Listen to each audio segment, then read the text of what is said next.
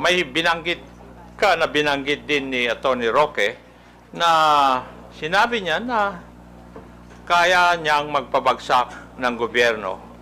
Tama rin po ba ang pagkabasa ko dito sa affidavit po ninyo? Yes po, Mr. Chair. Ang exactly sinabi niya dyan is nagkamali sila, magaling akong magbagsak ng gobyerno. Okay, magandang gabi po sa inyo mga kababayan sa mga sulok ng mundo. Pag-usapan po natin ang nangyaring hearing dito po sa TRICOM. Kanina po ito ginanap doon po sa Kongreso, sa Kamara, mga kababayan.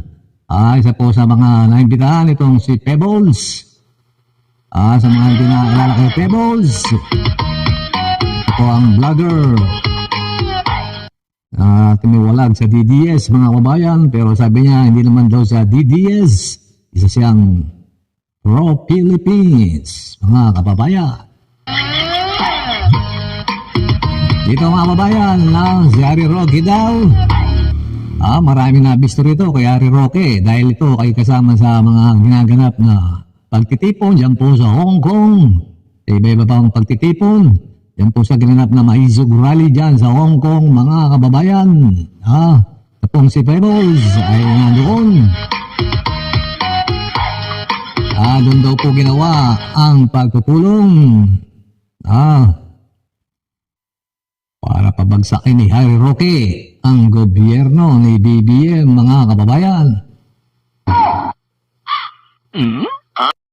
Kaya-kayang pabagsakin ni Roque ang gobyerno ng Pilipinas mga kababayan. Panoorin po natin ang mga pangyayari mga kababayan dito po sa ginanap na hearing dito sa TRICOM.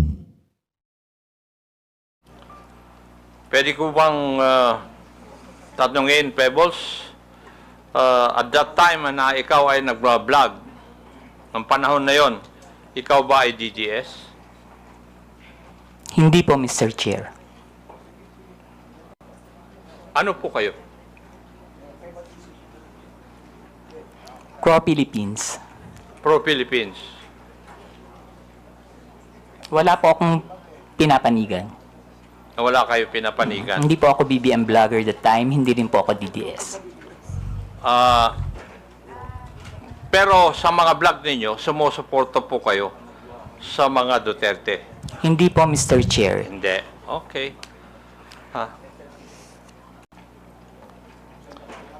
Dito rin sa iyong affidavit, Pebbles, may binanggit din ni Atty. Roque na sinabi niya na kaya niyang magpabagsak ng gobyerno. Tama rin po ba ang pagkabasa ko dito sa affidavit po ninyo? Yes po, Mr. Chair. Ang exactly sinabi niya dyan is nagkamali sila, magaling akong magbagsak ng gobyerno.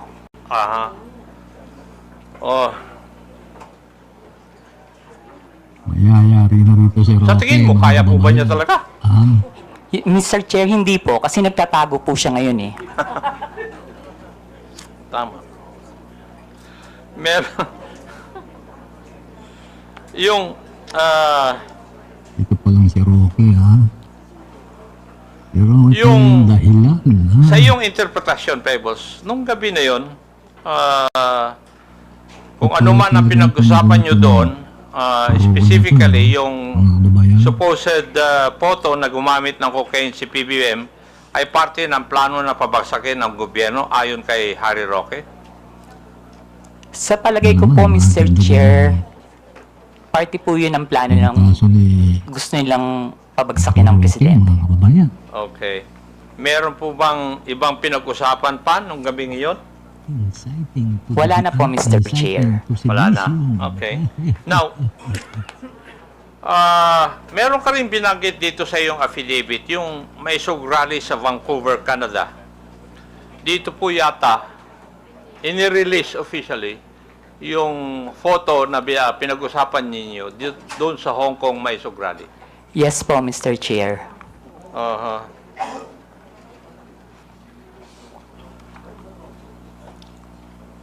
Comsec, paki-plus po ang video clip na nagpapakita ng pag-release ng Pulveron video sa rally sa Vancouver.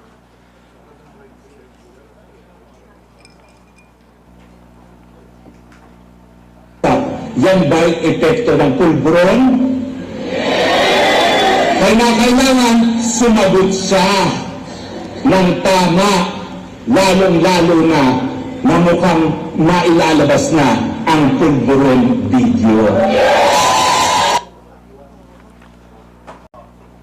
Thank you. Pebbles, nandun ka ba sa mga rally sa Vancouver? Wala po, Mr. Chair. Paano mo, kung wala ka po doon, paano mo nalaman ito? Naka-live po yan, Mr. Chair. Aha. Nag-live po sila dyan. May nag-abiso sa'yo na magla-live sila? Wala po, Mr. Chair. Pero kasi, pag binuksan niyo po yung social media, yung Facebook, yan po yung trending. Yun ang trending.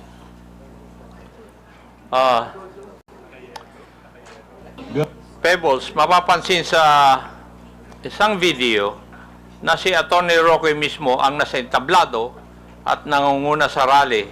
Tama. Yes po, Mr. Chair. Siya rin ang nagbibigay ng pahayag sa harap ng mga tao, kaya masasabi ba natin na aktibo siyang bahagi ng event na ito? Yes po, Mr. Chair. So, malinaw na si Atty. Roque ang isa sa mga pangunahing personalidad sa rally kung saan inilabas ang Pulveron video. Yes po, Mr. Chair. At base sa video, siya mismo ang nasa sentro ng kaganapan. Tama rin. Yes po, Mr. Chair. Ngayon, ayon din dito sa iyong sinupang salaysay, isa sa mga dumalo sa Vancouver Maisog Rally ay si Maharlika. Yes po, Mr. Chair. Pwede po bang sabihin mo kung sino itong si Maharlika? Si Maharlika po yung isang vlogger niya taga-US. Taga-US. Ayon din dito sa iyong salaysay, parang alam na ni Maharlika ang nilalaman ng video bago pa ito may sa publiko. Bakit po ninyo nasabi ito? Paulit po, Mr. Chair. Ayon dito sa iyong salaysay din, parang alam ni Maharlika ang nilalaman ng video bago pa man ito may sa publiko. Yes po, Mr. Chair. Ano po ang basehan ninyo? Kasi noon pa po niya sinasabi na may video. Okay. Ayon sa iyong affidavit, sinabi mong nagpadala sa iyo ng mensahe si Maharlika bago pa man lumabas sa video na tinaguri ang Pulveron video. Tama rin po ba? Yes po, Mr. Chair. Ano po yung nilalaman ng mensahe sa iyo? Na may video po at naka-green na damit si PBBM. Okay. At sinabi mo rin sa iyong affidavit, hinikayat ka ni Maharlika, nasakyan mo ang ilalabas na video. Ano po ang ibig sabihin nito sa iyong konteksto? Ang sabi niya po is, sakyan ko na lang. Kasi po, ang sinasabi ko po sa kanya is, nakakainis kayo, bakit kayo may kopya? Kami wala. So, bakit naman kaya sinabihan ka ni Maharlika tungkol sa video bago pa man lang ipalabas to?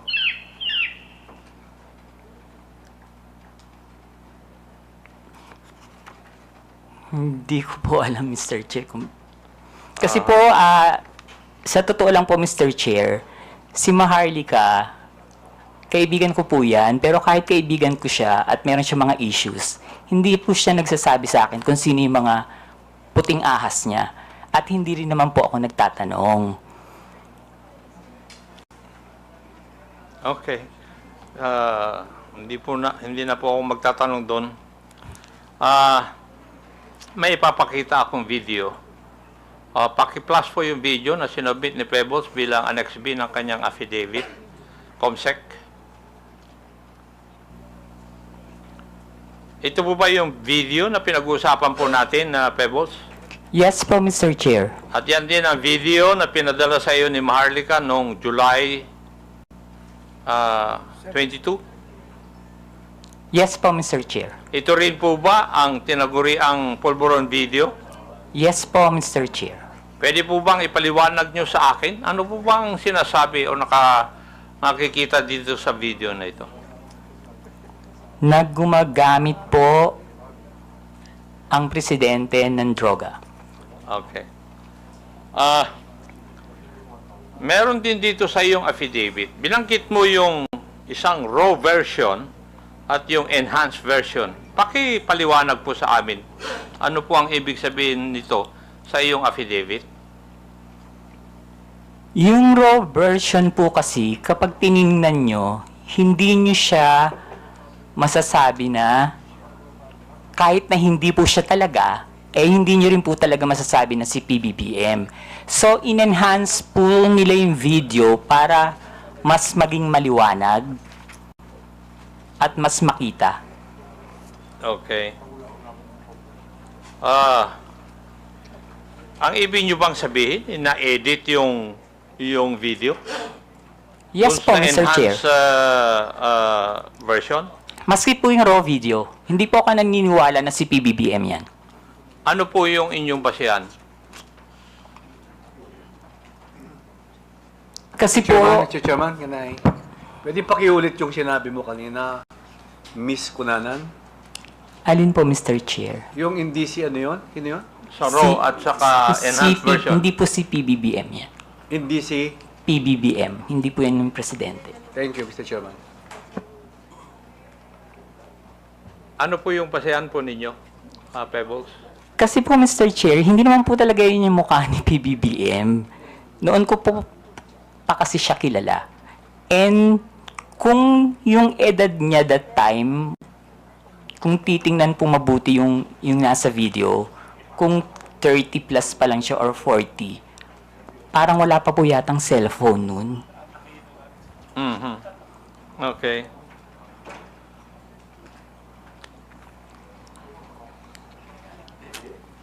So, sa tingin mo, Pebbles, merong sinadyang alteration sa video upang manipulahin at ang itsura ng taong nasa eksena. Yes po, Mr. Chair. Ayun. Ibig sabihin, lumalabas na planado ang pagpapakalat ng video para makapanira kay PBBM. Tama po. Yes po, Mr. Chair. At ayon sa iyo, si Harry Roque ang may pakanan dito. Yes po, Mr. Chair. Pero hindi lamang si Atty. Roque ang high official na nasa meeting na yon. Tama po ba? Yung sa Hong Kong po, Mr. Chair. Yes. Politician po ba? Yes po, Mr. Chair. Yes. Okay. Huling katanungan, Pebbles. At sana masagot mo ito. Bakit ka nagsasalita ngayon at bakit ka pumirma ng isang affidavit? Para itama po ang mali. Para itama. Aha. Okay. Thank you, Mr. Chair. Nakakatawa to si Roque, mga kababayan. Di po ba, mga kababayan? Ha? Kaya niya raw magpabagsak ng gobyerno. Ha? Kaya maraming mga dating mga DDS supporters ang kumalas kay dating Pangulong Duterte dahil to sa mga banat ni Roque, mga kagagawa ni Roque, mga kababayan eh. Ha? Para ni Maharlika. Ha? Dahil sa mga naiisip nyo alam mo, gagawa ka ba ng video na pulburon video? Tapos kaduda-duda pa yung video. Tapos mukha pang matanda si BBM doon. Napaka-purol talaga nitong gumawa ng video ni Roque, mga kababayan. Isipin mo, kaya raw pabagsakin ng gobyerno ng Pilipinas, ha? Nahutong niya si Duterte, mga kababayan, ha? Kaya si Panelo, galit na galit dito, eh. Hindi niya kilala ngayon si Roque, mga kababayan. Dahil puro kapalpakan, mga kababayan. Ha? Puro kapalpakan ang nagagawa ni Roque, di ba? At Roque Panelo, ha? Eh ngayon, nasa si Roque, ha? Nagtatago ang hinayupak, mga kabayan. Ngayon, ha? Baka madagdagan yung kaso ni Roque, mga kabayan. Ha? Ano ba pwedeng kaso dyan? Congressman Akop, dito kay Harry Roque. Dapat siguro maglabas na ng warrant of arrest, Asikasuhin na ng DOJ itong kasong excuse me po, human trafficking na sinampa ng PAOK dito kay Harry Roque, mga kababayan, paglabas ng warrant of arrest, pwede na sigurong pauwiin si Roque, o pwede lang i-cancel yung kanyang passport. Pag wala lang na-cancel ang kanyang passport, pwede siyang i-turn over ng mga Interpol dito sa Pilipinas, mga kababayan. Kaya ito si Harry Roque, pasikip ng pasikip ang mundo, mga kababayan.